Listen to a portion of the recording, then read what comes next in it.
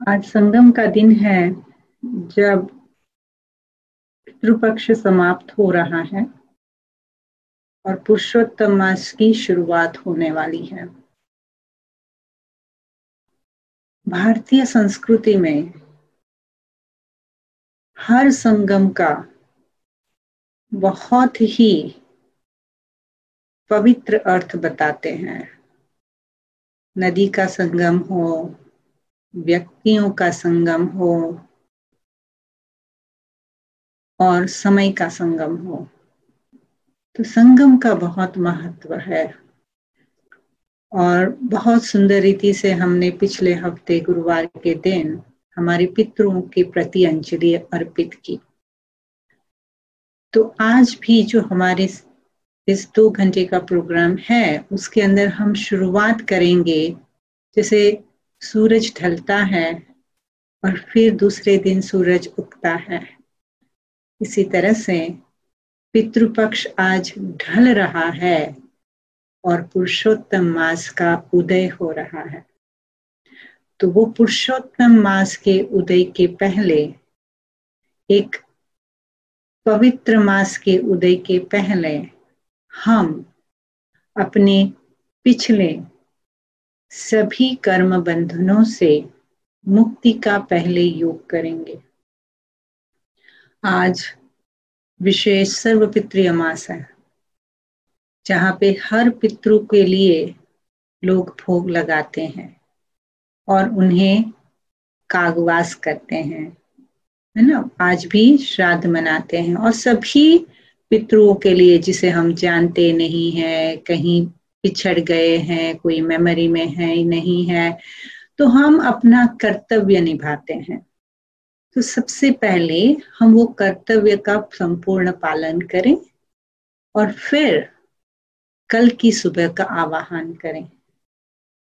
मैं आपसे प्रार्थना करती हूँ कि आप सभी अपने दिल में अपनी उस करुणा की मूर्ति को इमर्ज करें।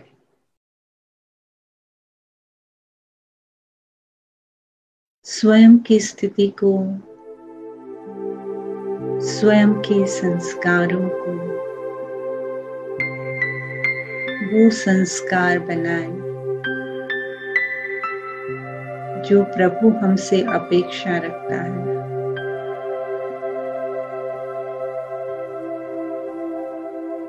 भगवान अपने बालक से यही आशा रखता है कि उसके दिल में सभी आत्माओं के प्रति शुभ भावना हो, शुभ कामना हो। कुछ पल के लिए स्वयं को परमात्मा का करुणा का अवतार बच्चा स्वरूप में देखो।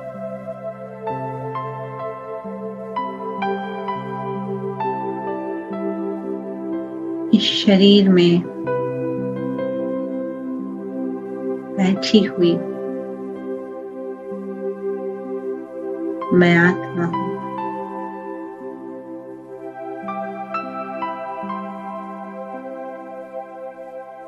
जिस स्थूल में हम कुर्सी पर बैठते हैं, सोफा पर बैठते हैं, वैसे मैं आत्मा भ्रुकुटी के मध्य में अपना स्थान ग्रहण करती हूँ।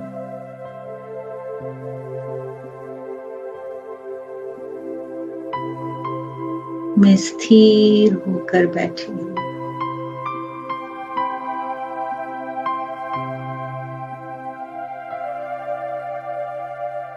और अपने सत्य स्वरूप को देखती हूँ।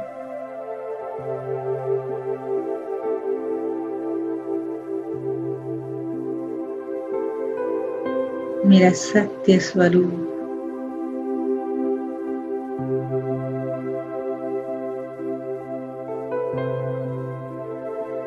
अति करुणामय है।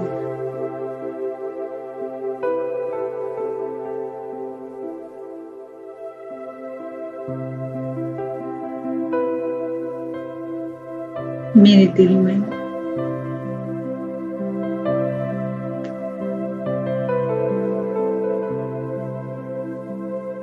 बस यही तमन्ना है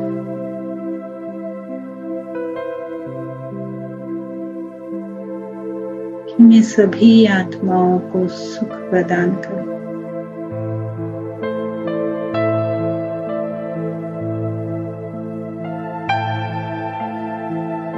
सारा जीवन इसी में बिताया है मैंने।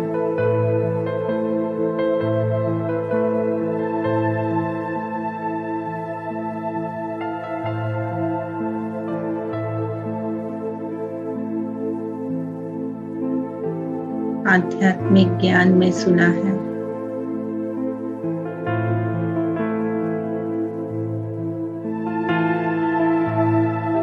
आत्मा जब शरीर छोड़ती है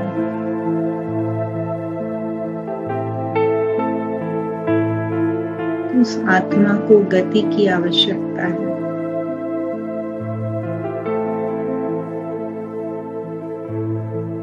नए वस्त्र की आवश्यकता है।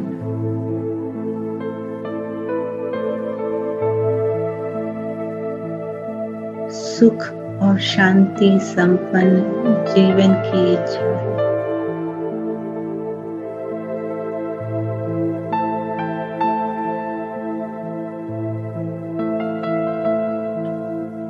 और इस ज्ञान का प्रकाश मुझ में है।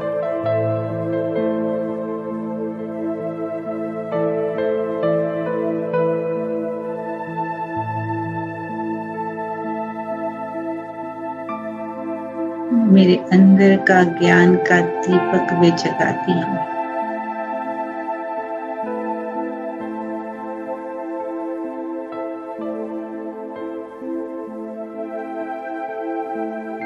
और स्वयं को परमात्मा ज्ञान सूर्य के सामने उपस्थित करती हूँ।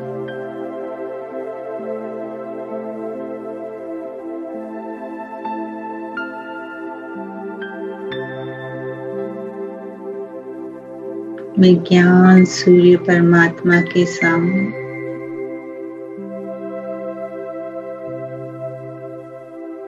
अपने संपूर्ण पवित्र स्वरूप में हूँ।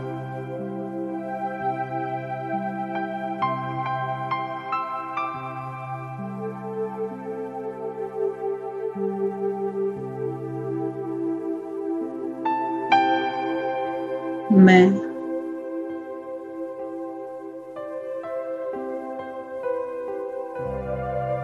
अब अपने सभी पितरों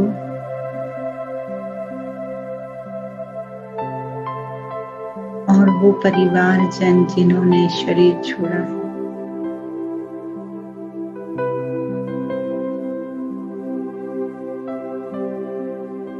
जिनका मुझसे घनिष्ठ संबंध था, उन्हें ज्ञान सूर्य के सामने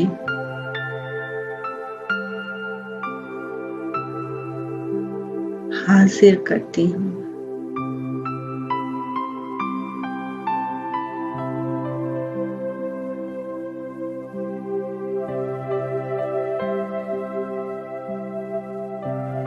ये सभी मेरे आत्मिक जन संबंधी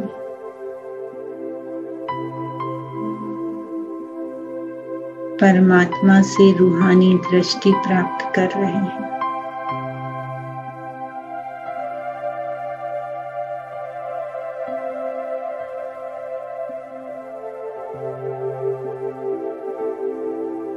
इनकी आत्मा में बल भरता जा रहा है।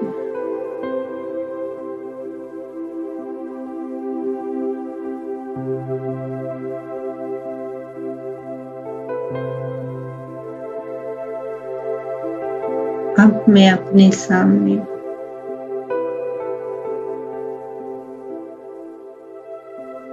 विश्व का गोला देखती हूँ।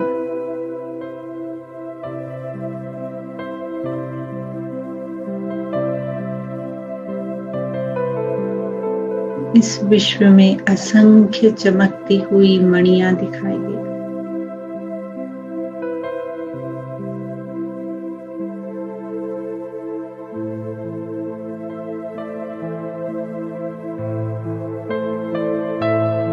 कई मणियां हैं जो शरीर ढूंढ रही हैं।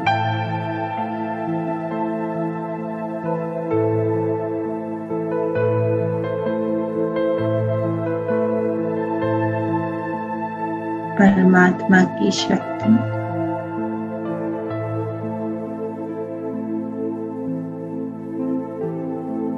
इन भटकती हुई आत्माओं की गति का पथ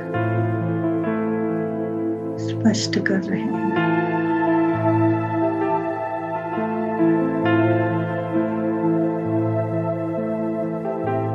उन्हें जीवन का रास्ता दिखाई दे रहा है।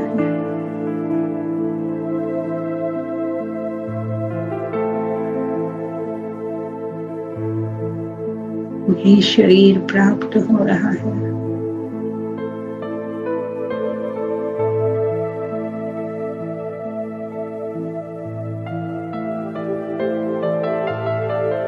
धीरे धीरे सृष्टि पर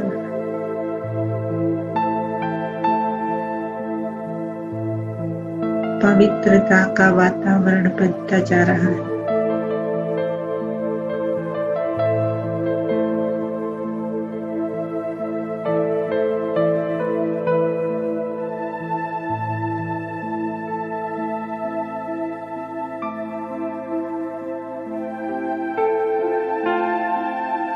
सभी पितृ की आत्माएं तृप्त हो रही हैं।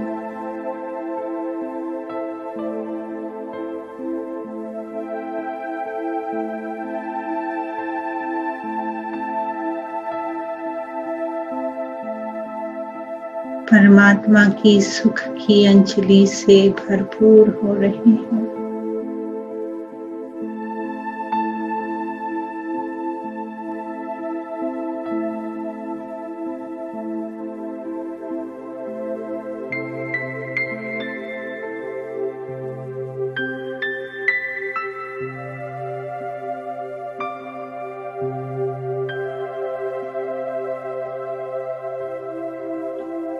और मुझ आत्मा का इस दिव्य कर्तव्य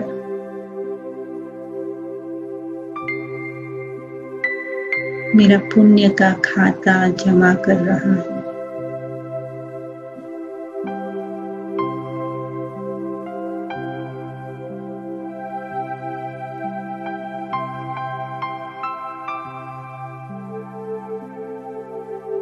मेरी झोली पुण्य से भरती जा रही है।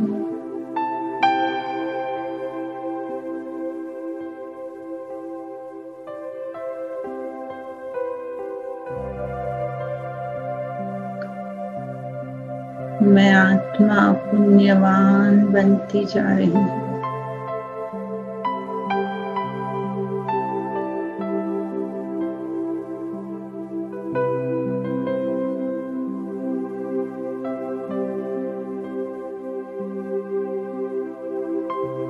परमात्मा की शक्ति से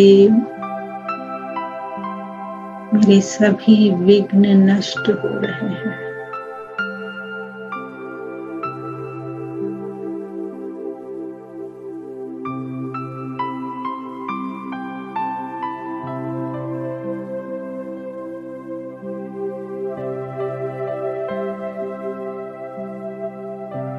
मुझ में दिव्यता भरती जा रही है।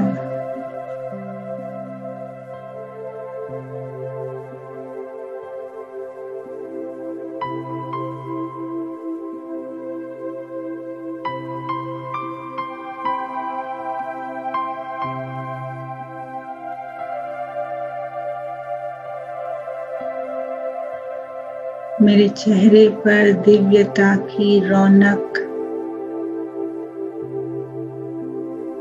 स्पष्ट दिखाई देती है।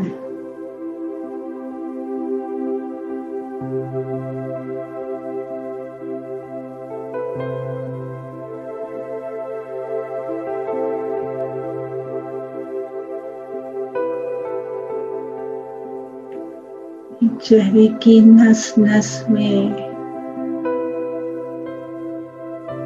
इस दिव्यता का सुनहरा प्रकाश फैल रहा है।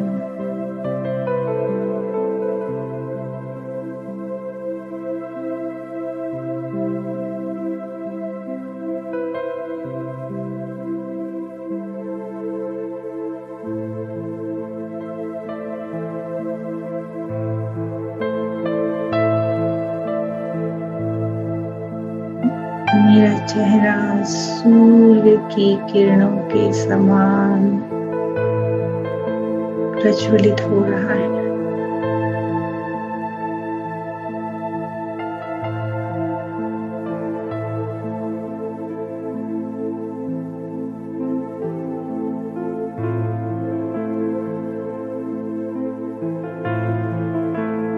और मुझसे रोशनी चारों ओर फैल रही है।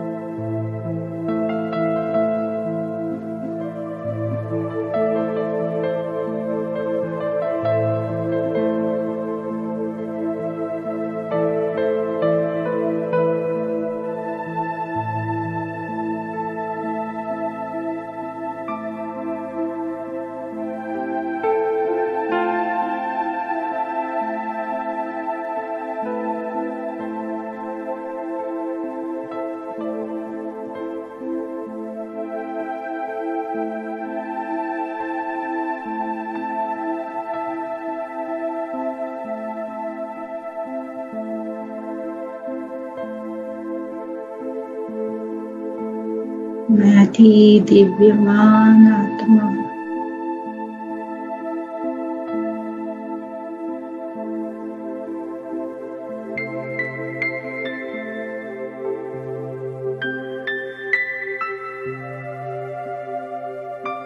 धीरे धीरे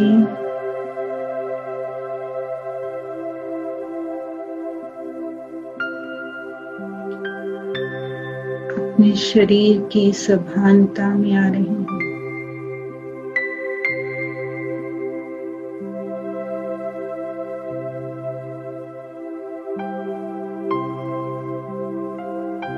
और नैनों से अपनी दिव्यता का प्रकाश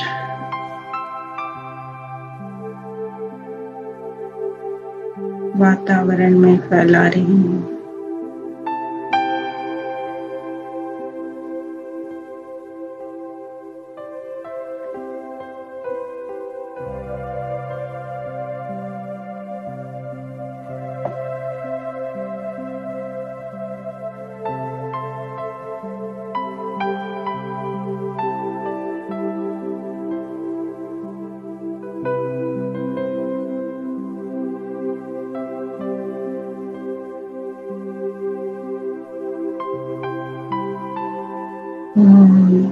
शांति शांति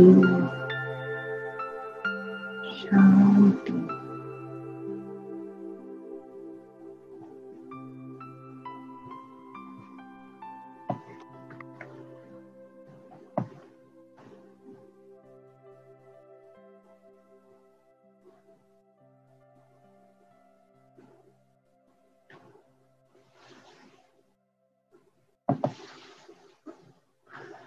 ओम शांति। तो हमने ओम शांति अपने पिछले अकाउंट्स को क्लियर कर दिया ना? कर दिया। परमात्मा के प्रकाश के अंदर सारी अशुद्धियों को भस्म कर दिया और नई शुरुआत के लिए तैयारी की। कई समझते हैं कि ऐसे थोड़ी ही एक बार सोचने से नई शुरुआत हो जाती है ना। पुराना तो आता है, पुरानी बातें आती है ना। लेकिन बार बार जब है, तो आज का जो बहुत इंटरेस्टिंग विषय है अधिक मास, आप में से कितने हैं, क्योंकि मैं वो रिपीट नहीं करना चाहती हूँ कि जो आपने ऑलरेडी सुना है, आप में से कितने हैं जिन्होंने अधिक मास की कहानी ऑलरेडी जानते हैं और सुनी है? सुनी है, जानते हैं अधिक मास की कहानी? जानते हैं? नहीं जानते? नहीं जानते? ठीक है, तो मैं आपसे स्क्रीन शेयर करती हूँ। Give me a second.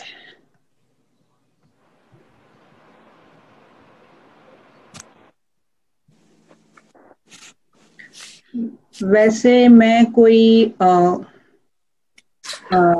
By profession कोई महाराज नहीं हूँ, और ना ही मुझे कुछ ऐसी कथाएं करना आता है, तो लेकिन सार में समझा देती हूँ, क्योंकि वो मैं ब्राह्मण नहीं हूँ और ना ही कोई मेरा ब्राह्मण घर में जन्म हुआ है, लेकिन मैंने हमेशा हर कथा का सार समझा है। अधिक मास को जो है वो पुरुषोत्तम मास कहा जाता है, और पुरुषोत्तम मास के साथ साथ इसे मल मास भी कहा जाता है। कितनों ने सुना है ये मल मास कहा जाता है इसको?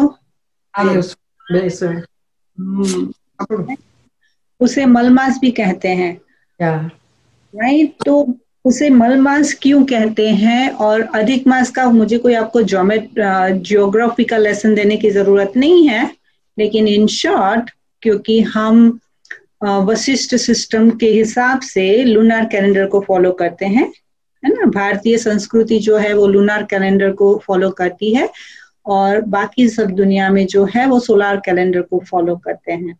तो लूनार कैलेंडर जो है वो जो चंद्र की गति के हिसाब से हर साल में 10 दिन जो है वो शॉर्ट होते हैं सोलार कैलेंडर के हिसाब से। तो 10-10-10, सो एवरी 3 years जो है वो अधिक मास आता है, so that they come into power, दोनों साथ में आ जाए।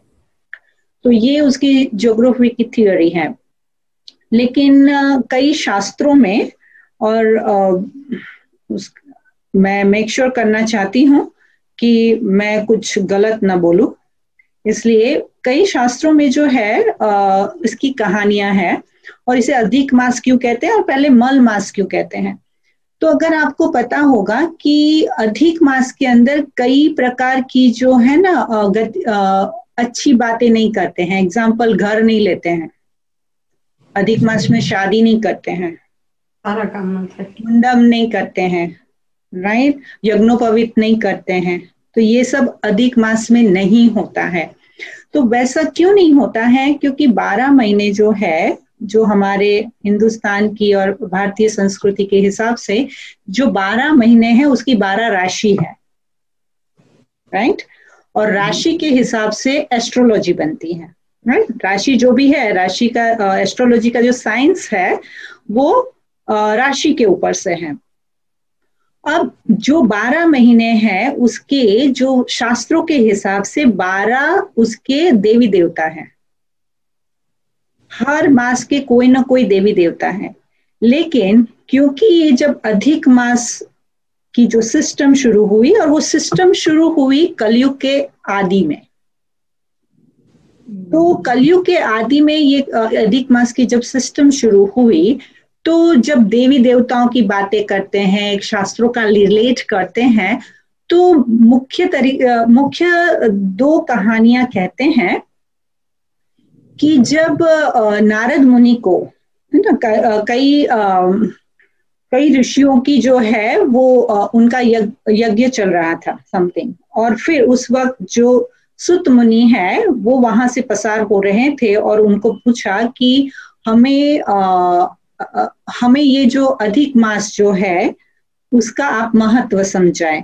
तो उन्होंने कहा कि ये तो नारद के, फिर उन्होंने ये स्टोरी बाय स्टोरी, उसके अंदर इतनी सारी इनसाइड स्टोरी है, लेकिन बॉटम लाइन कि कृष्ण ने पांडवों को ये जो है अधिक मास का जो है वो महत्व समझाया था।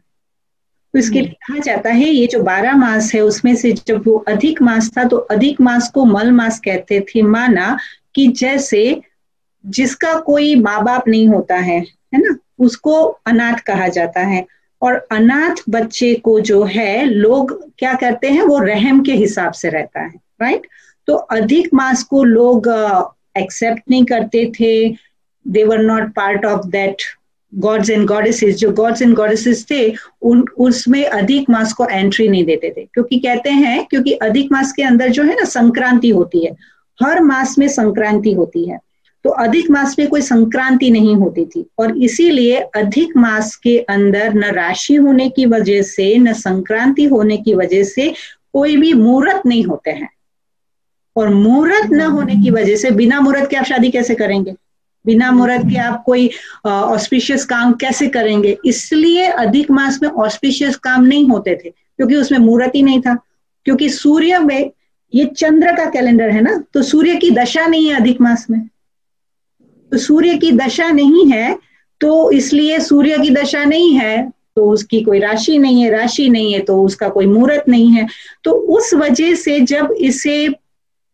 जब मिथोलॉजी के हिसाब से, तो जब ये अधिक मास को डिस्कार्डेड किया जाता था, उसे मलिन कहा जाता था, उसे लाइक अनाथ कहा जाता था, उसकी अवगणना की जाती थी, तो वो दुखी हो गया। तो अधिक मास को पुरुषोत्तम क्यों कहते हैं, क्योंकि वो पुरुषोत्तम माना वो विष्णु का मंत्र है, विष्णु को पुरुषोत्तम कहा जाता है। तो वो विष्णु के पास गए, तो विष्णु ने कहा कि क्योंकि विष्णु लोक जो है वहां पर जो है वो दुखी नहीं होते हैं, तो अधिक मास की जो देवी थी उसने कहा या तो आप मुझे नष्ट करो और या तो मुझे मेरा कोई सॉल्यूशन दो, क्योंकि इस तरह से मुझे अगर अवगणना की जाती है तो मुझे इस बात से बहुत ही दुख होता है। तो जो विष्णु थे, अभी ये कहानी इसलिए सुननी है कि लेटर मैं आपको इस कहानी का कनेक्शन बाबा के नॉलेज के साथ दिखाऊंगी, क्योंकि कहानी नहीं समझेंगे तो बाबा के नॉलेज का कनेक्शन नहीं समझेंगे। तो फिर वो विष्णु जो है वो उसे कृष्ण के पास ले गए।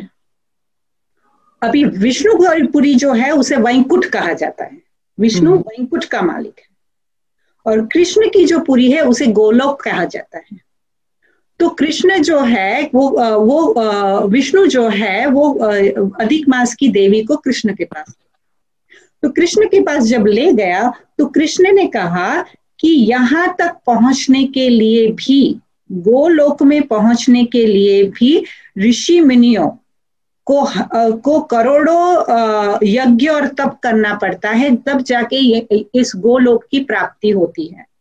तो तुम यहाँ पर आई हो, तुम मेरे पास याचना कर रही हो, तो जिसे दुनिया ठुकराती है, जिसे दुनिया जिसकी अवगणना करती है, वो जब हरि शरण में आता है तो हरि शरण में आने से हरि जो है उसकी सारी दुख और पीड़ा जो है वो हर लेता है, इसीलिए उसे हरि कहा जाता है। तो कृष्ण ने क्या कहा कि अब आज से लेकर मैं तुम्हें अपनी सभी शक्तियां, सभी दिव्य प्राप्तियां और सभी जो है वो मैं तुझ में भर रहा हूं, और इस मास में जो भी कर्म करेगा, जो भी मेरी आराधना करेगा, उसे 100 से करोड़ों, कहते हैं कि 100 अश्वस का जो दान करते हैं उससे भी बड़ा पुण्य जो है उसे इस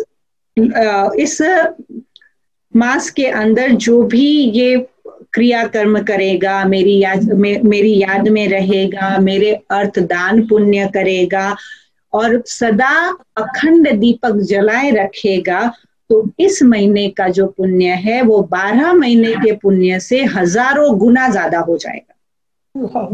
और क्योंकि कृष्ण की विशेषता थी ना, कृष्ण की 16,108 रानियां हमने कोर्स में आपको कराया है कि 108 रानियां तो थी नहीं। कृष्ण की क्या विशेषता थी, जो भी याचना करना चाहता था वो उसे अपना बना लेता था, वो उसकी पत्नी बन जाती थी, राइट। तो वो उसने अधिक मास को जो है वो अपना बनाकर अपना सारा का सारा जो भी दिव्यता का, जो भी आशीर्वाद का, जो भी रिद्धि सिद्धि जो भी थी, वो अधिक मास को प्राप्त करा दी। और उसने कहा न सिर्फ तुमको ये प्राप्ति होगी, लेकिन जो तुम्हारे महीने के, तुम्हारे समय में, अधिक मास के समय में जो भी कहते हैं कि आप उपवास करो, जो भी उपवास करेगा, और हमारे गुजराती में एकटाणा बोलते हैं, राइट। तो जो भी एकादशी करेगा, एकटाणा करेगा या उपवास करेगा, तो उसको मुक्ति प्राप्त हो जाएगी। और उसके बाद न सिर्फ ये सारी प्राप्ति तो होगी, लेकिन आज से मैं अपना नाम भी तुम्हें को देता हूं, और आज से तुम्हारा नाम अधिक मास या मल मास नहीं, लेकिन पुरुषोत्तम मास कहा जाएगा। और उसके बाद जो है कलयुग के आरंभ से फिर ये पुरुषोत्तम मास के रीति से इसकी भक्ति में बहुत बड़ी महिमा शुरू हो गई, राइट। अब इसके अंदर कई प्रकार के रिचुअल्स बताए हैं, और उसमें क्या करना है और क्या नहीं करना है वो मैं आपको बताऊंगी। लेकिन उससे पहले इस अधिक मास में सबसे पहले जो भगवत गीता का चैप्टर 15 है, 15वां अध्याय है, उस 15वें अध्याय का पूरा टाइटल है पुरुषोत्तम योग। पुरुषोत्तम योग जो है वो 15वां अध्याय है। तो गीता का जो 15वां अध्याय है उसके अंदर क्या लिखा है वो अभी हम पढ़ेंगे। पुरुषोत्तम माना पुरुषेषु अति उत्तम पुरुषोत्तम।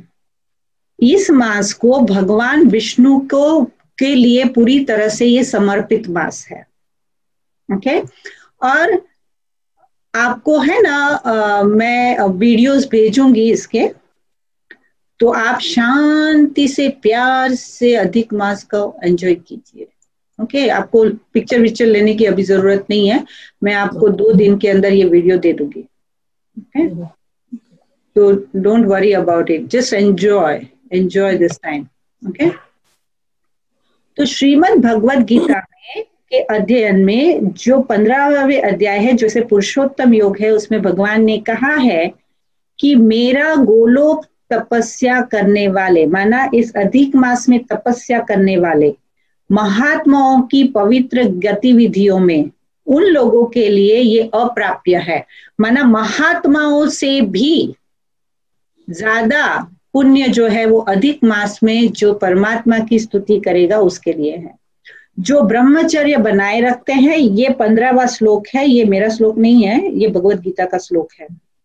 जो ब्रह्मचर्य बनाए रखते हैं या जो अपने पूरे जीवन की अवधि का उपवास करते हैं, लेकिन एक भाग्यशाली व्यक्ति जो मेरे निर्देशन का पालन करता है और इस पुरुषोत्तम महीने को ठीक से देखता है और विश्वास योग्य तरीके से मेरी पूजा करता है, उसे इस जीवन में प्रसिद्धि, समृद्धि और सभी प्राप्ति होगी। वो मेरा कट हो गया है।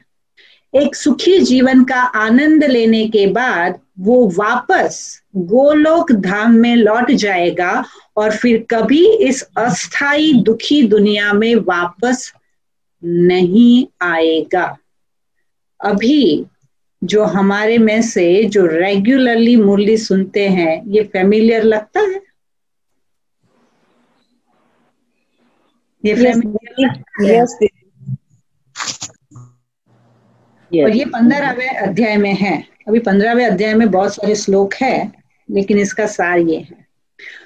अभी अधिक मास के अंदर कई प्रकार की रिचुअल्स करने के लिए कहा गया है, राइट। और वो कौन से रिचुअल्स है जो अधिक मास में का रेकमेंडेड है वो देखते हैं, और उसका फिर कनेक्शन मैं आपको ज्ञान से समझाऊंगी।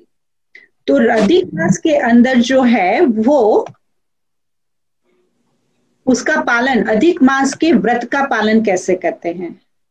अधिक मास में आप भगवान के गुणों, रूपों और जप का ध्यान करो 1 महीने तक। अभी इसकी बहुत सारी स्टोरीज हैं, and you all know I'm not too much into story person, you know, but जो ज्ञान है उसके अंदर का कि 1 महीने के लिए जो अधिक मास है ना उसके अंदर लोग ब्रह्मचर्य रखते हैं, और वो ब्रह्मचर्य के अंदर फिर शास्त्रों में ये भी कहा गया है ब्रह्मचर्य रखना है, जमीन पर सोना है, इसी प्रकार की कौन सी प्रकार की चटाई में सोना है, ये सब कैसे करना है वो बताया गया है। ये सिर्फ आपके नॉलेज के लिए है, आपको कल से चालू नहीं करना है।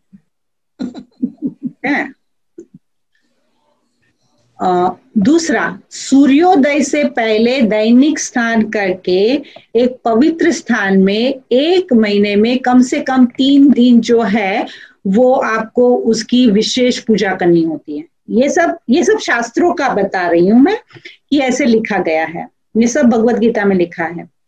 फर्श पर बैठकर पत्ती के प्लेटों में खाना है, पता है ना, हम लोग के पहले पत्रालय में खाते थे, पत्ते में खाते थे ना, केले के पत्ते पर में खाते हैं। फिर दूसरा जो है सात्विक भोजन होना चाहिए, और सूर्यास्त और दोपहर के बाद खाना नहीं खाना चाहिए, मतलब दोपहर के बाद खाना चाहिए, सुबह से लेके शाम तक खाना भोजन नहीं कर, वही मैंने कहा ना, उपवास करना चाहिए जो उन्होंने शास्त्रों में बताया है। पूरा महीना शांतिपूर्ण और सच्चा रहने का संकल्प करना है, सत्यता का पालन करना है। किसी भी इस मास के अंदर आप किसी भी भगवान के श्रद्धालु को, ब्राह्मणों का, संतों का, गायों का, शास्त्रों का, या किसी भी प्रकार का व्रत करने वाले का अगर आप अपमान करते हैं, उल्लंघन करते हैं, तो फिर उसका आपको दोष लगता है। अभी ये सारा आप पहले शास्त्रों का देख लो, फिर मैं आपको उसकी एनालॉजी समझाती हूँ। दूसरी बात, आपको मंदिरों के चारों ओर दैनिक परिक्रमा करनी है, वो सर्कल में जाते हैं ना, राइट। और प्रतिदिन आपको घी का दीपक अर्पित करना है।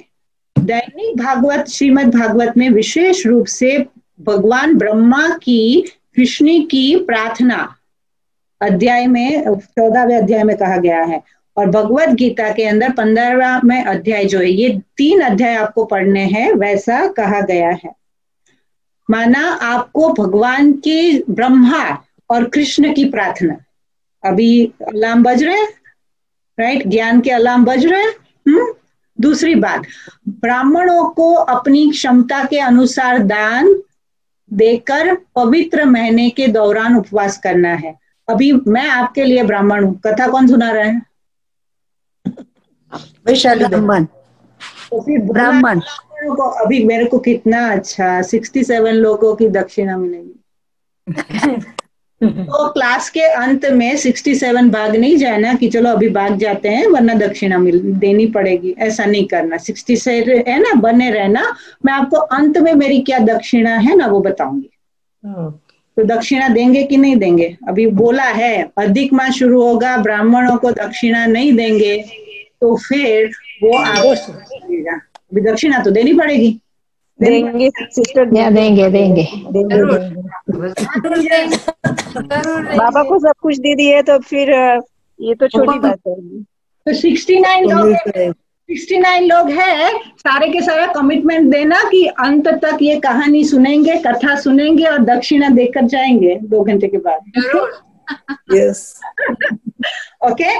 सो और कहा जाता है कि ब्राह्मणों को अपनी क्षमता के अनुसार दान देना है, उपवास रखना है।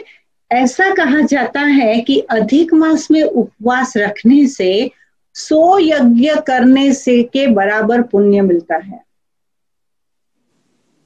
अभी क्या नहीं करना है इसकी डिटेल में अभी फिर मैं आपको समझाती हूँ, लेकिन अभी क्या नहीं करना है।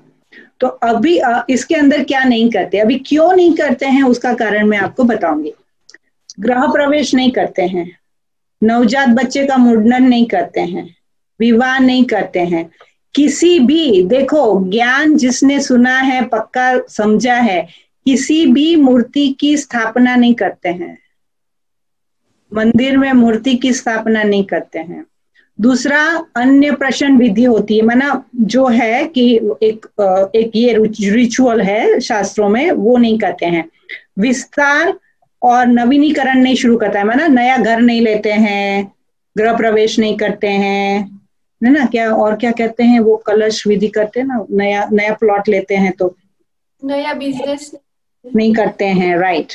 फिर नया भूमि पूजन, भूमि पूजन, भूमि पूजन, भूमि पूजन या भूमि पूजन नहीं करते हैं, और तामसिक भोजन नहीं करते हैं, नॉनवेज नहीं खाते हैं, प्याज लहसुन नहीं खाते हैं, ये सब इसमें अधिक मास में नहीं करते हैं। तो ये लिस्ट तो लिख लो, 1 महीने तक ये नहीं करना है, ये पहली दक्षिणा। वो तो ऑलरेडी हो गई, आपकी हो गई ना बहन, आपके अकेले की हुई ना, तो आपके लिए मैं डबल दक्षिणा मांग दूंगी, दूसरी मांग लूंगी, इट्स ओके। दीदी तो फिर दूसरी मांग लूंगी। हाँ वैशाली बेन, हाँ बोलो। नवजात बच्चे का मुंडन संस्कार नहीं करना है, ये क्या है? वो बच्चा होता है, बच्चे का कुछ समय के बाद उसका वो मुंडन नहीं करते, और टक्को करा हुए ना, ये पहला मुंडन, मतलब टक्को करा हुए पहली वक्त, पहला मुंडन, बाबरी उतारे, बाबरी उतारे, जूना बार करने के। ओके, तो ये सब नहीं करते हैं। तो क्या करते हैं और क्या नहीं करते हैं अभी समझ में आ गया। उसके आगे फिर हम आगे बाद में जाएंगे, लेकिन पहले मैं आपको बता दूं ये क्यों कहते हैं ऐसा, कि क्या नहीं करना है क्या करना है। तो जब ये कहते हैं तो मुख्य जो है ना, ये सब सारी लिस्ट है, उसमें से 4-5 बातें जो है वो मुख्य है। एक तो ब्रह्मचर्य का पालन करना, दूसरा अमृत वेले 4:30 बजे उठना, मतलब कहते हैं प्रातः उठना है, और ये शास्त्रों में गीता में लिखा है 4:30 बजे उठना है, 4-4:30 बजे उठना है। ओके, फिर कहते हैं उपवास करना है, फिर कहते हैं निरंतर कृष्ण का जाप करना है, फिर कहते हैं ब्राह्मणों को दक्षिणा देनी है, कहते हैं दान पुण्य बहुत करना है, कहते हैं यहाँ, और दूसरा कि अगर आप ये सब विधियां करते हैं, रोज मंदिर में जाते हैं, भगवान को भोग लगाते हैं, उपवास करते हैं, ये सब करते हैं तो मुक्ति की प्राप्ति होती है, राइट। तो लोग ने रिचुअल बहुत कर दिए हैं कि ये सब रिचुअल करते हैं और लिटरली करते हैं, राइट। अधिक मास में, क्योंकि ये पुरुषोत्तम मास है, ये कृष्ण का मास है, तो जो हवेली होती है, एक जो कृष्ण की हवेली होती है, तो कितने प्रकार के उसके दर्शन होते हैं, क्योंकि कृष्ण ने अपना स्वरूप, उसने कह दिया कि ये सारा मेरा ही, अधिक मास माना मैं, बस जैसे अधिक मास के साथ अगर उसके अंदर मेरे साथ रहते हो तो तुम मेरे साथ रह जाते हो, लाइक मैं तुम्हें अपने साथ ले जाता हूँ। तो ये महात्म्य जो है वो अधिक मास का है। हमने इतने जिंदगी जी डाली, कितने अधिक मास किए ऐसे, और इसीलिए शास्त्रों की एक स्टोरी है कि जिसके अंदर नारद ने ये पूछा था कि लोग जो है, नारद ने विष्णु से पूछा था कि भगवान, लोग जो है वो इतनी योनियों में से जाकर जब मनुष्य योनि में आते हैं, तो मनुष्य योनि में आते हैं, तो फिर हम तो ये सारी मनुष्य योनि भी खा पी के मजा करने में ही डाल देते हैं, वो तो पूरी व्यर्थ चली जाती है।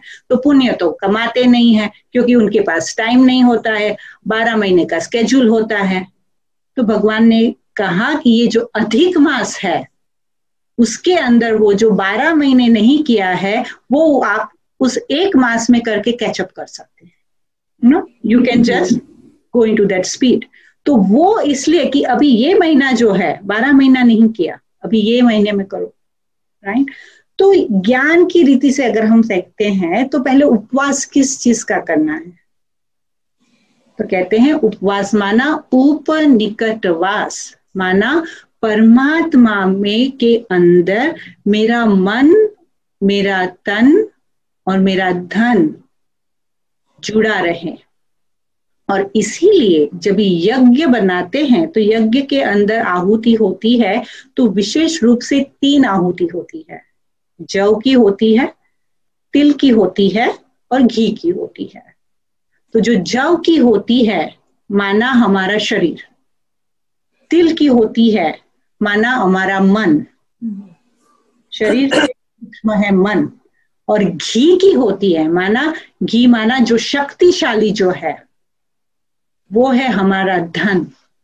तो हमारा तन, मन, धन मैं स्वाहा करती हूँ, और जब मैं वो स्वाहा करती हूँ तो उस स्वाहा से जो मुझे प्राप्ति होती है वो वैकुंठ की होती है। तो परमात्मा के अर्थ, परमात्मा यज्ञ के अर्थ जब मैं स्वाहा करती हूँ तो मुझे 100 यज्ञ से भी ज्यादा उसका फल मिलता है। राइट? दूसरी बात कहते हैं कि तुम्हें ब्राह्मणों को दान करना है। ब्राह्मणों को दान इसलिए करना है, जैसे हमने आपको पिछली बार भी बताया था कि ब्राह्मण माना ब्रह्म के आचरण में चलने वाली आत्माएं। परमात्मा ने जो भी भगवत गीता कहो या किसी भी शास्त्रों में जो कहा है, उस शास्त्रों को सिर्फ पढ़ने वाले नहीं, सुनने वाले नहीं, बोलने वाले नहीं, धारण करने वाली आत्माओं को ब्राह्मण आचरण की आत्मा कहा जाता है। तो ब्राह्मणों को दान दिया जाता है, माना जो ऐसा कर्म करती है वैसी आत्माओं को तन मन धन स्वाहा करना है, उसके प्रति धन मन धन स्वाहा करना है।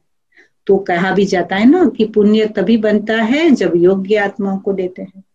दूसरी बात कहते हैं कि उसके अंदर अधिक मास में और एक शास्त्र में लिखा है कि दीप दान करते हैं। दीप दान का भी बहुत महत्व है अधिक मास में।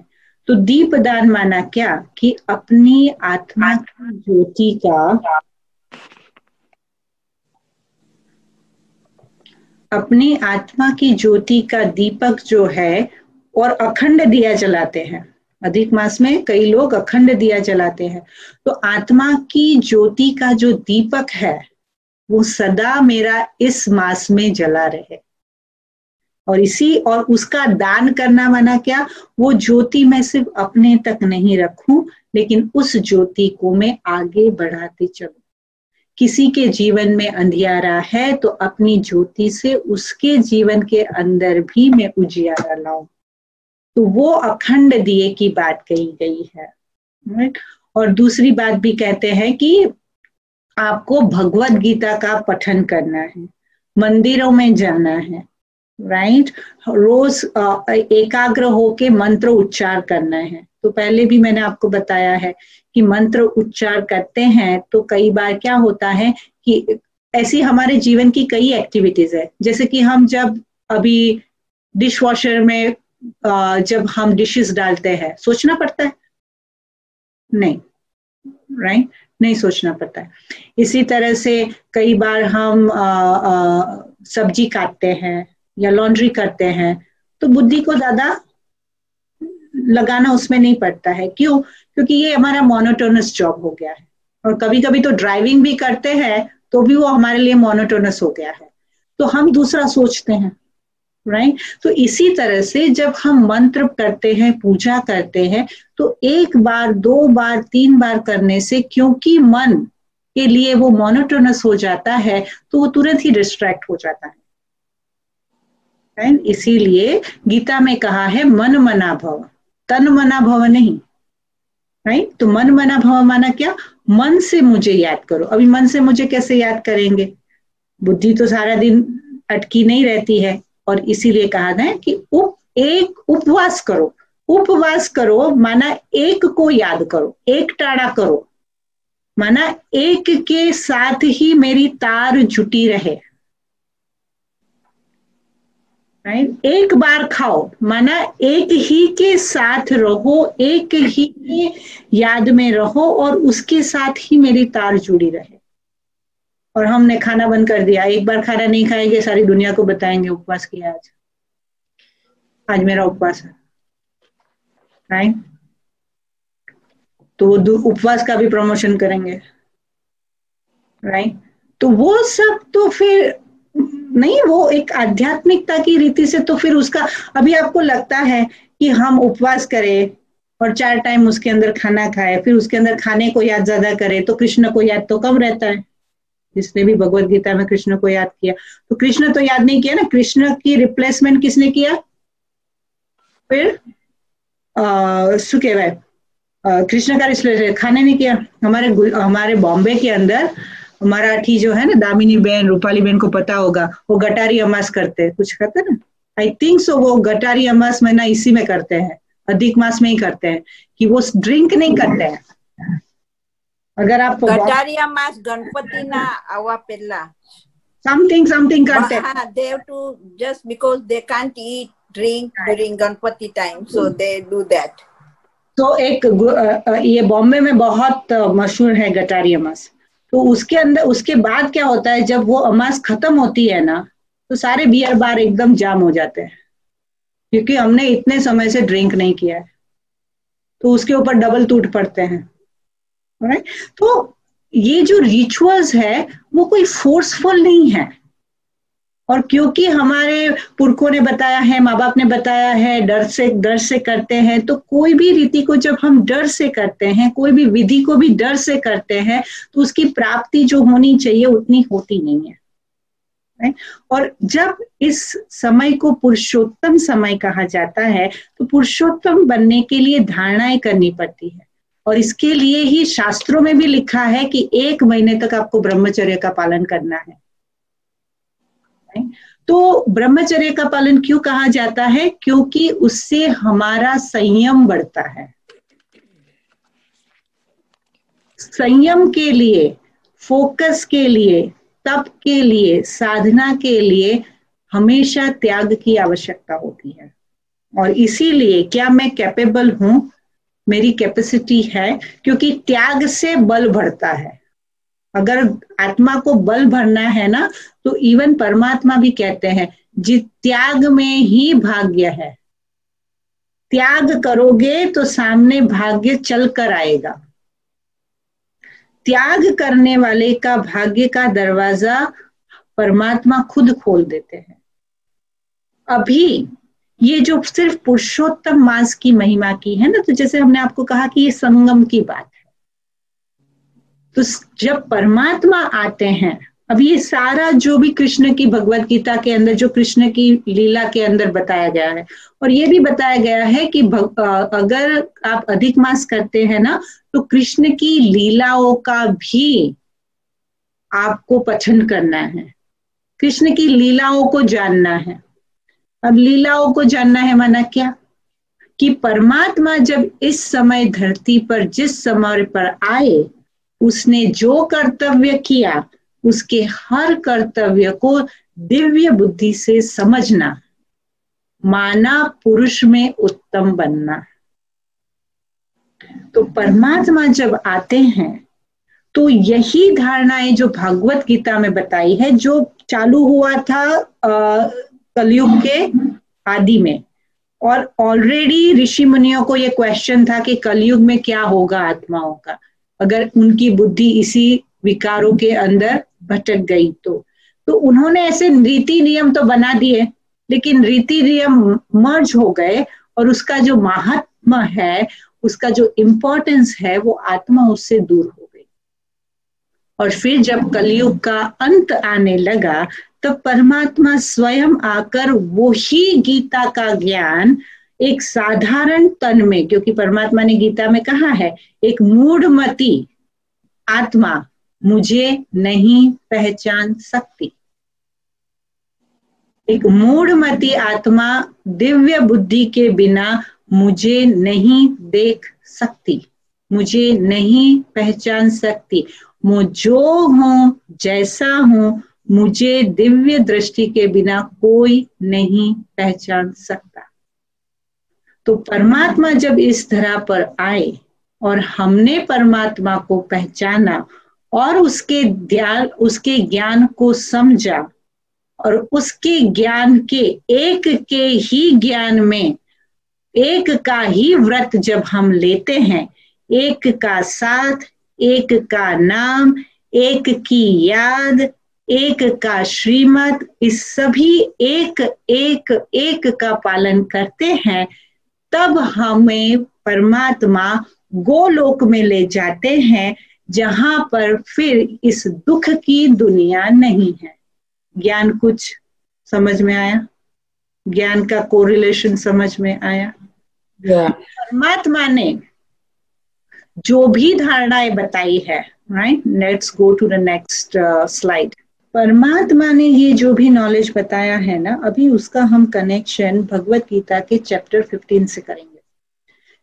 परमात्मा ने कहा कि कलयुग के अंत में जब ही ये ऋषि मुनियों ने सबको क्वेश्चन पूछा, नारद को क्वेश्चन पूछा और वो दुखी हो गई थी, अधिक मास दुखी हो गई थी, तब जाके कृष्ण ने जो है, पुरुषोत्तम ने जो है, उसने अपना नाम दिया।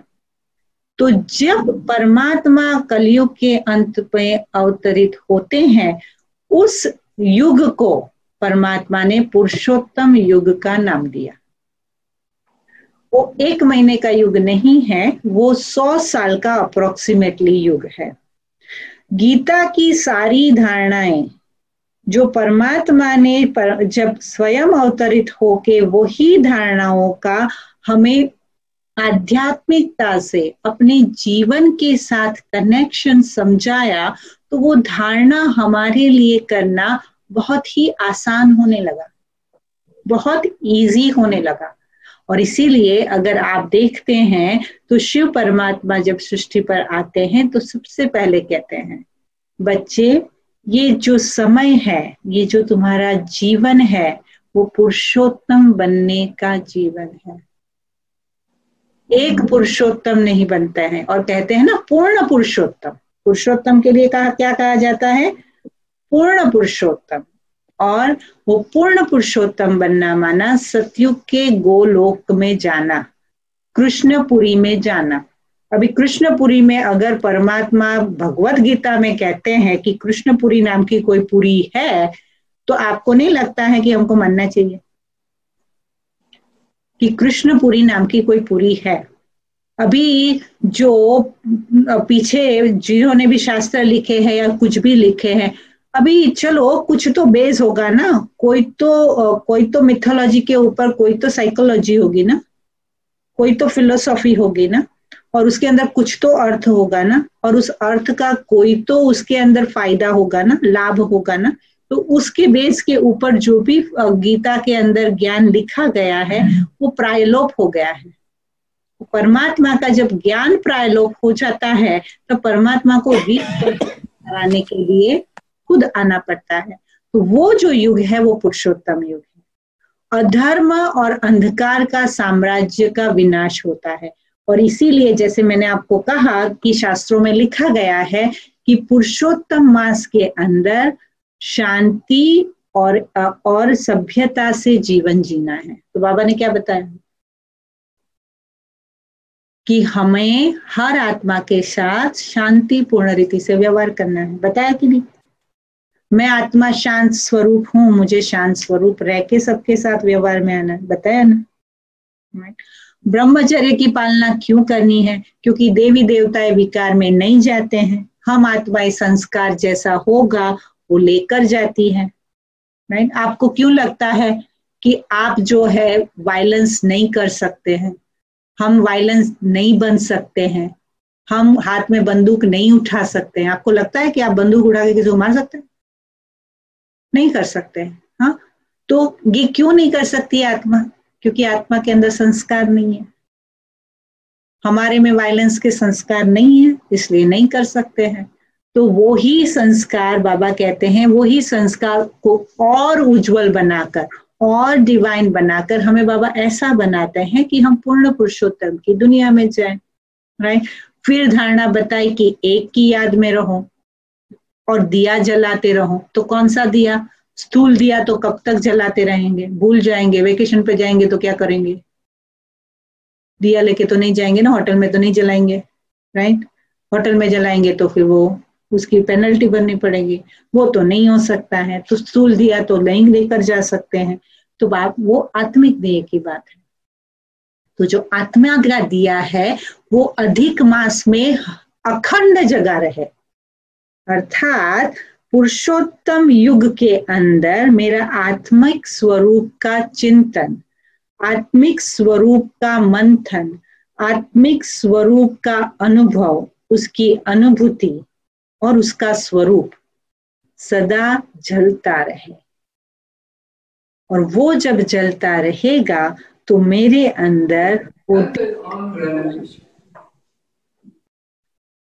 अंदर जो वो दिव्य गुण है, वो सभी दिव्य गुणों की जो है वो धारणा होती जाएगी, दिव्य गुणों की धारणा होती जाएगी, मुझे मुक्ति की प्राप्ति होगी, जो चैप्टर 15 में भगवत गीता में कहा गया है कि अगर तुमने इस युग के अंदर सिवाय मेरे न शादी में, और ये देखो अभी क्या नहीं करना है, शादी नहीं करनी है, नया मकान नहीं लेना है, मुंडन नहीं करना है, ये नहीं करना है, वो नहीं करना है। तो ये क्यों नहीं करना है? ये स्थूल की बात नहीं है। नया विस्तार करेंगे, नए संबंध बनाएंगे, नई दुनिया अपने लिए और बनाएंगे, तो यहाँ पर तो पुरानी दुनिया से हमें अपने आप को समेटना है। नया विस्तार करेंगे तो बुद्धि उसमें जाएगी, अटैचमेंट उसमें जाएगा, वो विस्तार बढ़ जाएगा, तो परमात्मा में ध्यान लगेगा। शादी करेंगे तो संबंध बढ़ेंगे, राइट? तो इस तरह से एनालॉजी ये है कि कहा जाता है ये शुभ काम है, लेकिन वो शुभ काम जो कहे जाते हैं वो मेरी तपस्या के लिए, मेरे त्याग के लिए वो बाधा है। अभी वो लोगों ने सूक्ष्म में समझ लिया कि एक महीने में नहीं करना है, बाकी सब करते रहो। तो स्थूल का जो सूक्ष्म का जो अर्थ है वो नहीं समझा आत्माओं ने, और उसे एक रिचुअल बना के उसको फॉलो करना शुरू किया। तो शादी क्यों नहीं करनी है, मुंडन क्यों नहीं करना है, नया मकान क्यों नहीं लेना है? क्योंकि अगर आप देखो ये सारी एक्टिविटी के अंदर अगर आपकी ज्यादा बुद्धि इन्वेस्ट होती है तो बुद्धि में से परमात्मा की एग्जिट हो जाती है कि नहीं हो जाती है? आप ही समझो कि अगर घर में शादी है और बहुत सारे मेहमान आएंगे, फिर आप क्या लिखेंगे? टेक्स्ट करेंगे, बहन मेरे घर में शादी है ना, मैं मुरली क्लास में नहीं आ सकती है। टेक्स्ट करेंगे ना कि मैं अमृत वेले नहीं आ सकती है, मेरे घर में शादी है। I am not saying it's right और रॉन्ग, मैं बोले दिस इज वाई अधिक मास के अंदर ये कहा जाता है शादी मत करो, बच्चा मत करो, फलाना मत करो, ढिकना मत करो, ब्रह्मचर्य का पालन करो, फोकस रहो। क्योंकि परमात्मा की याद के लिए एकाग्रता चाहिए, एकांत चाहिए, फोकस चाहिए, त्याग चाहिए, विस्तार नहीं चाहिए, सार चाहिए। और ये संगम युग की महिमा जो है वो परमात्मा हमें समझाते हैं कि संगम युग पे तुम्हें ये कर्म करने हैं, ये कर्तव्य करने हैं। और दूसरी बात कि ये प्रभु मिलन की वेला है। पुरुषोत्तम संगम युग जो है ये पवित्र परमात्मा का जो है वो गुप्त मिलन का योग का समय है, जहां पर आत्मा अविनाशी रुद्र गीता या ज्ञान यज्ञ के अंदर अपनी सारी कमी, कमजोरियां और विकारों को स्वाहा करती है। और जब वो स्वाहा हो जाते हैं तो आत्मा अपने ही विकारों से मुक्ति को पाती है, और वो जब अपने ही विकारों से मुक्ति को पाती है तब वो गोलोक में जाने की एलिजिबिलिटी में आ जाती है। Now they are eligible to Golok, और तब कृष्णपुरी के अंदर उस आत्मा की एंट्री होती है। तो ये जो भगवत गीता का जो एक श्लोक है वो पुरुषोत्तम योग के बारे में कहा गया है, युग के बारे में कहा गया है, न सिर्फ एक महीने के बारे में कहा गया। कहा जाता है पुरुषोत्तम योग, माना वो योग जिसमें आत्मा पुरुषों में भी उत्तम आत्मा बन जाती है। तो ये समय का वैल्यू है, इस समय की वैल्यू है, इस क्षण की वैल्यू है। और इसीलिए भक्ति में भी कहा गया है कि 100 यज्ञों का से भी ज्यादा पुण्य जो है ये इस समय में किए गए यज्ञ, तप, पूजा, दान, दक्षिणा, ये सब का है। और ये जो दान देना है तो वो हमें 5 विकारों का दान देना है। तो ये जो है वो है पुरुषोत्तम मास की महिमा। तो आपके कोई क्वेश्चन है? वरना हम पुरुषोत्तम मास के ऊपर योग करेंगे। कौन सी दक्षिणा देनी थी सिस्टर? अच्छा, दक्षिणा देखो ऐसा होना चाहिए कि चलो भाई कथा तो हमने सुन ली, अभी दक्षिणा बोलो। ऐसे अगर हमारे पास क्या कहते हैं आप, वो जो दक्षिणा देते हैं उसको क्या कहते हैं? श्रद्धालु, श्रद्धालु ही बोलते हैं ना। ऐसे श्रद्धालु होने चाहिए। कथा सुनी ना तो अपना बोझ हल्का कर देना है, राइट? कथा सुनी तो अभी दक्षिणा देनी है ना। तो मैं अपने घर का एड्रेस दे दूं? नहीं, ब्राह्मण कभी भूलते नहीं है, वो तो बोल ही देंगे जब हमारी पास है। मतलब दक्षिणा के रूप में ऐसा नहीं बोल रही हूँ कि आप मेरे घर पे आ जाना, ओके? अपने मन का एड्रेस दे दो। वैशाली बेन, घर का एड्रेस आपी दो हमने, हमें पहुंचाड़ी दईશું। जो हमें कहा गया है कि 1 महीने तक, तो आप में से कई हैं जो नए हैं और पुरुषार्थ कर रहे हैं और अपनी यथाशक्ति से धारणाएं कर रहे हैं, राइट?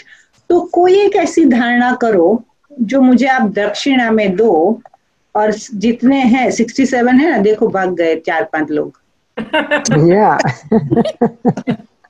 जितने हैं ना उनके पास, सबके पास मेरा टेक्स्ट है, मेरा नंबर तो है, सबके पास है, राइट? क्योंकि आप ग्रुप में हैं। तो आप एक एक बात मुझे लिख के देना कि ये 1 महीने में मैं ये 100% करूंगी। जिन्होंने अभी तक अनियन गार्लिक नहीं छोड़ा है, 1 महीना अनियन गार्लिक नहीं खाएंगे। जिन्होंने मीट नहीं छोड़ा है वो मीट नहीं खाएंगे। जिन्होंने ड्रिंक्स नहीं छोड़ा है वो ड्रिंक्स नहीं करें, क्योंकि मैं सबको तो नहीं जानती हूँ ना, सबकी personal life I don't know. किसी ने जो है वो दान पुण्य नहीं किया है तो दान पुण्य करेंगे। तन मन धन से जो भी यज्ञ की सेवा करनी है वो करेंगे। कुछ ना कुछ एक के अंत में 1 महीने तक मुझे एक भी दिन मुरली मिस नहीं करनी। सिस्टर, जिसने सभी किया है उसका क्या करना है? उससे क्या करना है? कुछ तो ढूंढो। विकारों का दान करना है, गुस्सा नहीं है, वो तो सबसे व्यर्थ संकल्प समाप्त करना है। तो आप अपनी जर्नी को आप मुझसे ज्यादा जानते हैं, राइट? तो वैसा कुछ दान मुझे दे देना, और देने के बाद वापस लेना नहीं, क्योंकि मैं वापस आपको टेक्स्ट करके दूंगी नहीं। रिटर्न टेक्स्ट नहीं करूंगी। लोग रिटर्न गिफ्ट देते हैं ना, घर पे आते हैं तो बर्थडे गिफ्ट होती है तो क्या कहते हैं, रिटर्न गिफ्ट देते हैं ना, तो वो गिफ्ट सब लोग टैक्स कर देते हैं, लिखते भी नहीं है, कोई थैंक यू लेटर भी नहीं भेजते हैं। हाँ, आजकल तो टैक्स या ईमेल से भेज देते हैं। एक ऐसी जो भी बात है, एक ऐसी बात कि चलो जो मुझे चीज अच्छी लगती है वो मुझे नहीं खानी है, क्या मैं त्याग कर सकती हूँ? एक बात जो बहुत अच्छी लगती है उसका त्याग करो। तो मुझे जब भी मैं ब्रह्मा कुमारीज में आई तो मुझे ऐसा, मैंने एक बहन को पूछा जो उस वक्त वहां पर क्या होता था, हम लोग क्लास में जाते थे ना तो हमारी प्रेजेंट मार्क लगती थी। तो वहां पर एक बहन होती थी, निमित बहन बैठती थी, और फिर अगर आपको कैसेट सुनने के लिए चाहिए, बुक सुनने के लिए चाहिए तो वो देते थे। तो वो बहन को मैंने पूछा कि अगर मुझे बहुत फास्ट पुरुषार्थ करना है, क्योंकि मुझे ऐसा लगा था 2000 में विनाश हो जाएगा और मैं रह जाएगी, तो 2 साल में अगर मुझे फास्ट पुरुषार्थ करना है तो मैं क्या करूं? तो उन्होंने ऐसा बोला कि वैशाली, वो चीज का दान दो जो तुम्हें सबसे ज्यादा पसंद है, वो छोड़ो जो तुम्हें सबसे ज्यादा पसंद है। क्या छोड़ा था दीदी आपने? मैंने क्या छोड़ा था? मैंने गुस्सा छोड़ा था। क्या छोड़ा था दीदी अपना? तो आने सुझाव दे दो। गुस्सा। क्योंकि मैंने ये कहा था कि मैं गुस्सा छोड़ के रहूंगी, और मैंने 6 महीने में I really work hard on it and I was quite successful।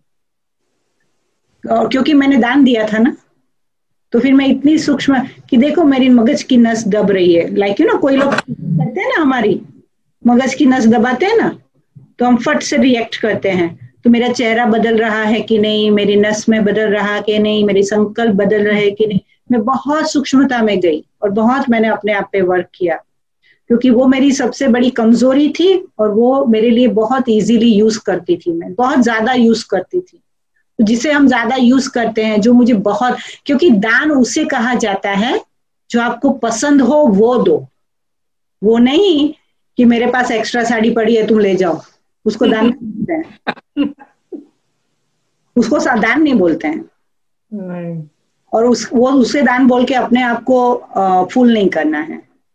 जो सबसे ज्यादा पसंद है ना वो करो। किसी को बहुत बोलना पसंद है, किसी को रोज फोन पे बहुत बातें करना पसंद है ना, तो ये सब छोड़ो। किसी को बहुत टीवी देखने की आदत होती है, किसी को कुछ भी, जिसके अंदर जो मेरा एडिक्शन बन चुका है, जिसके बिना मैं रह नहीं सकती, वो दान दो, वो दान दो।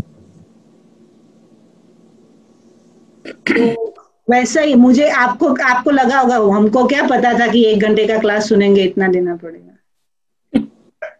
हाँ, 1 घंटे का क्लास सुनेंगे इतनी बड़ी दक्षिणा देनी पड़ेगी, ऐसा तो नहीं लगा था ना? नहीं, अच्छा लगा हमको। हाँ, अच्छा लगा हमें, अच्छी क्लास है। तो वो अभी, और क्या होता है पता है, जब हम आपसे सबसे पसंदीदा चीज को छोड़ देते हैं ना, तो हम मालिक बन जाते हैं। विश्व का मालिक छोड़ के बना जाता है, विश्व का मालिक पकड़ के नहीं बना जाता। ठीक है, तो अभी मेडिटेशन करेंगे। वैशाली बहन, मेरा एक क्वेश्चन है। हाँ बोलिए। मेरा ये क्वेश्चन है कि आपने कहा ना कि नए घर में प्रवेश नहीं कर सकते। अगर नए घर में प्रवेश नहीं करना पर नए घर के लिए डिपॉजिट पे कर सकते हैं या नहीं कर सकते? बहन, आप नए घर में जा सकते हैं, कोई जीवन की एक घड़ी शुभ है। और अधिक मास को तो इतना, जब पूर्ण पुरुषोत्तम परमात्मा का इतना आशीर्वाद है, उसकी इतनी कृपा है, ब्लेसिंग है, तो आपका कार्य सफल हुआ पड़ा है। आप जरूर करो। सिस्टर, मुझे तो पूरा संगम युग ही अधिक मास लगता है। हाँ, तो वही हुआ ना अधिक मास का, जो हमने आपको एनालॉजी समझा। इट इज ऑल अबाउट, एक वहां पर शास्त्र में महीना बताया है, लेकिन परमात्मा जब आते हैं तो उस युग को ही पूर्ण पुरुषोत्तम का युग कहा जाता है, इसलिए उसको पुरुषोत्तम कहा है। आप जो भी करते हैं ना इस समय में, उस सारा जो है वो आपका पुण्य के खाते में जाता है। आपने बिगिनिंग में जो मेडिटेशन किया, आपके पुण्य के खाते में गया, पुण्य के खाते में गया, आ गया। पर वैशाली બેન, સાચે સાચ પૂછે ને તો અત્યાર સુધીમાં અધિક માસનું થોડું ખબર હતી, પણ આ સંગમ યુગની બધી વાતો સાંભળ્યા પછી આજે અધિક માસની સમજ વધારે પડી. બાકી એવું હતું, મારા મધર કહેતા કે અધિક માસમાં ખાસ કરીને ભગવતજીને વાંચવાનું, એવી તેવી થોડી ખબર હતી, પણ આટલી ડિટેલમાં એની કમ્પેરિઝન કરી અને જે તમે સમજાયું, તો સંગમ યુગ જાણ્યા પછી આ પુરુષોત્તમ યુગ વધારે સમજાયો એવું મને લાગ્યું.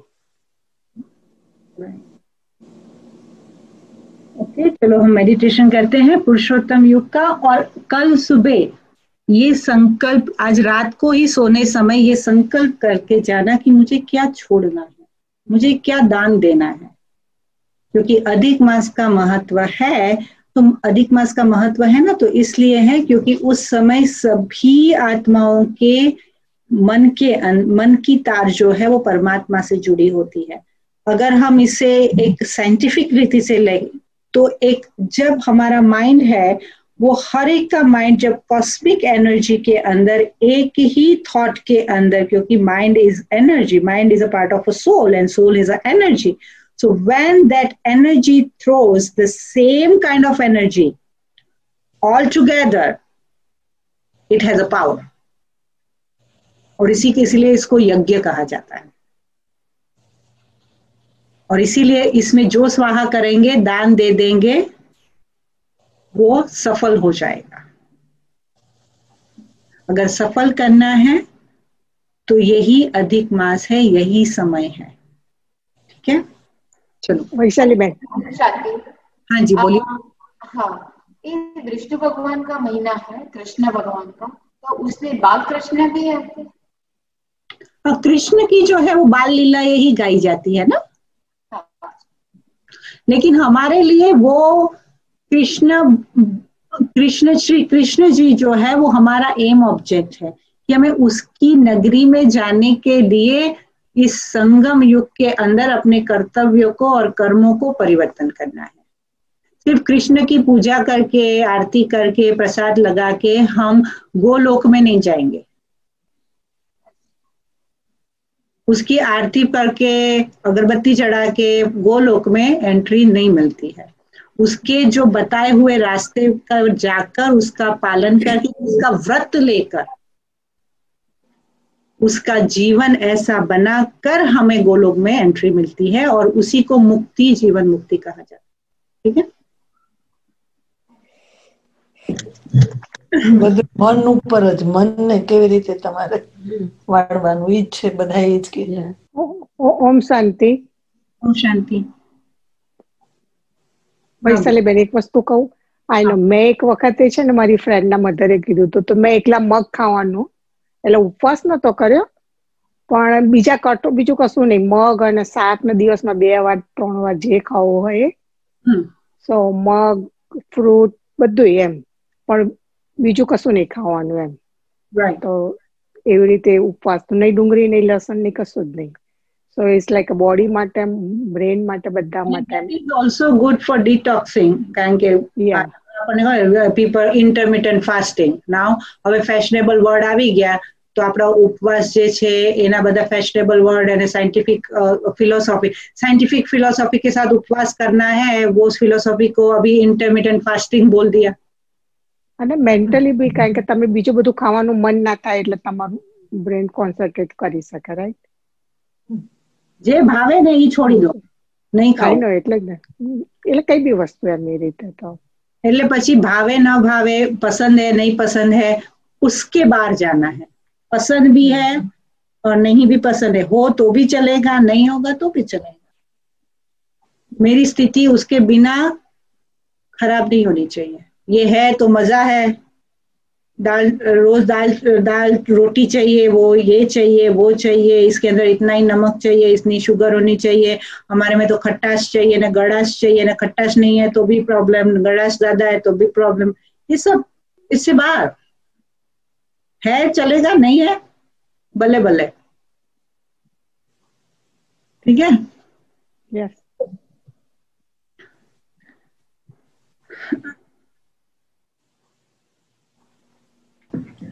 सभी बातों और सभी भय और सभी प्रश्नों के पार अपनी स्थिति में स्थित हो जाए. मैं प्रश्न चित्त नहीं, मैं प्रसन्न चित्त हूं.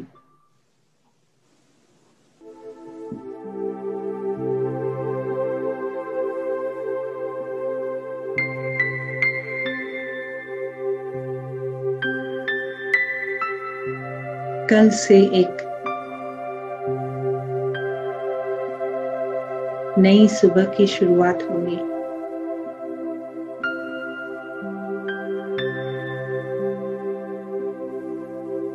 वो सुबह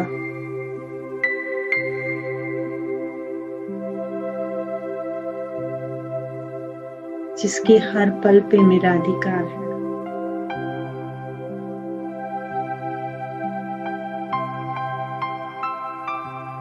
उसे श्रेष्ठ से श्रेष्ठ बनाने का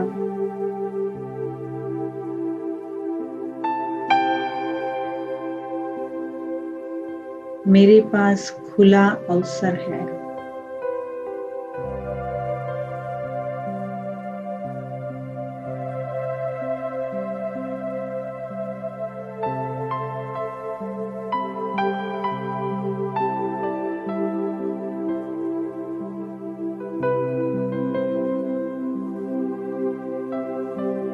परमात्मा ने मुझे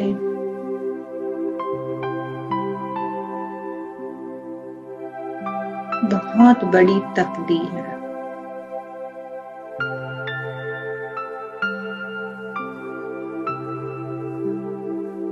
जिस तक से मैं अपनी तकदीर बनाने वाली,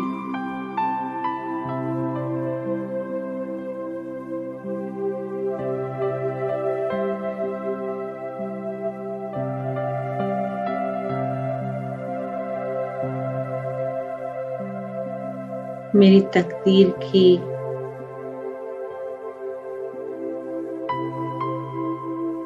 कलम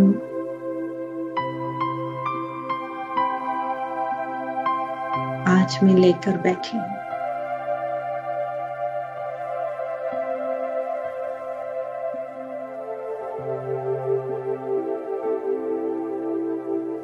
नदी के किनारे खुले आसमान के नीचे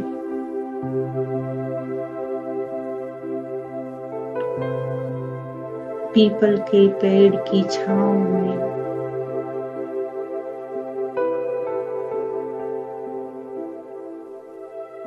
ठंडी हवाओं के झोंके में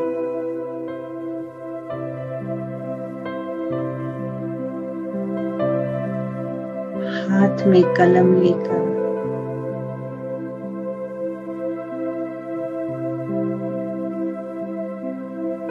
मैं अपना भाग्य लिख रही हूँ।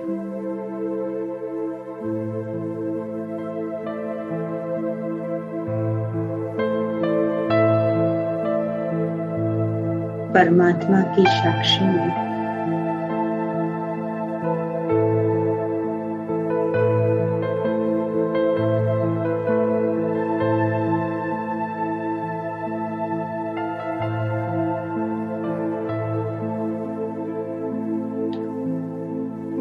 अपने भाग्य को लिखो।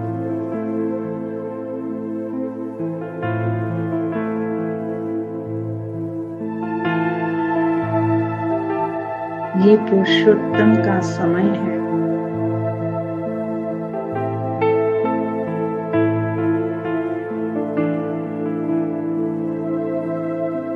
इस समय को परमात्मा का आशीर्वाद है।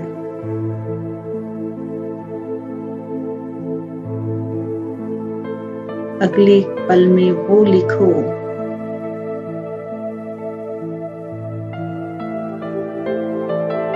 जो अपने भाग्य में आप देखना चाहते हो।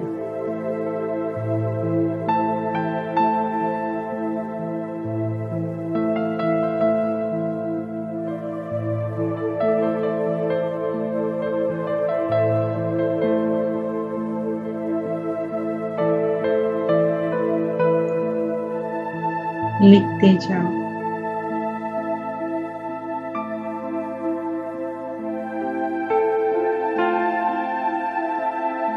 और महसूस करो कि भगवान ये भाग्य बांटने बैठा है।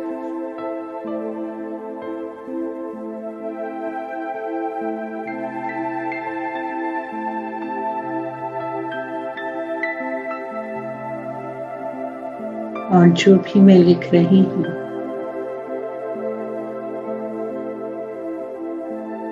वो सत्य होता जा रहा है।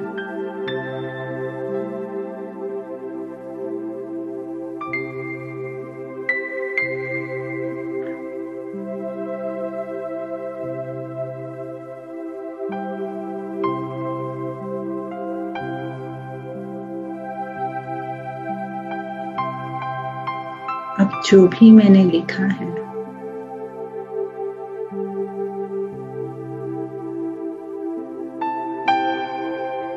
वो मैं ईश्वर को समर्पित करती हूँ।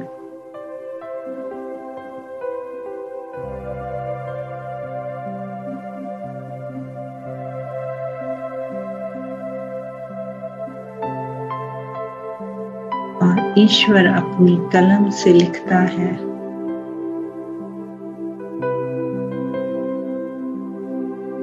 तथास्तु।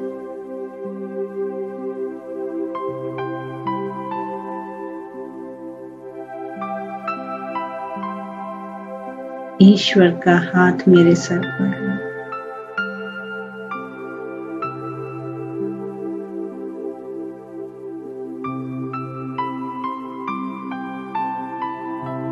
और उनके आशीर्वाद की किरणें मेरे मस्तिष्क से मेरे संपूर्ण अस्तित्व में फैलती जा रही है।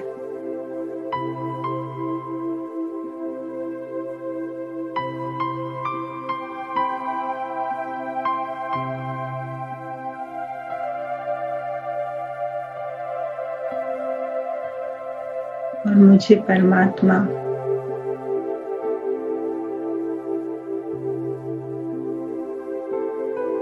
वैकुंठ का दर्शन करा रहे हैं।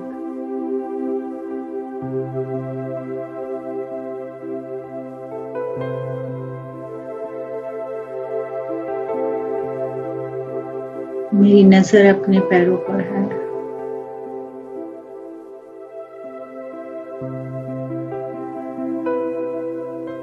और मेरे कदम वैकुंठ के द्वार पर।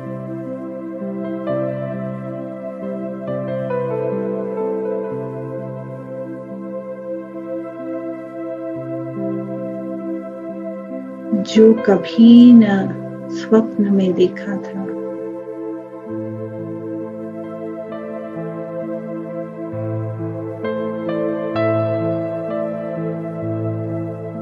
वो सत्य बनता नजर आ रहा है।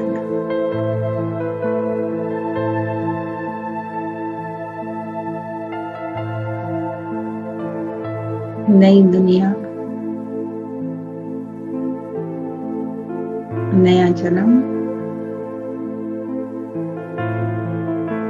सब कुछ नया।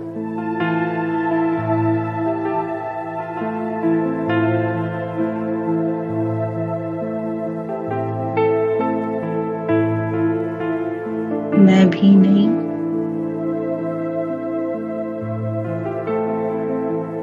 मेरा जीवन भी नया।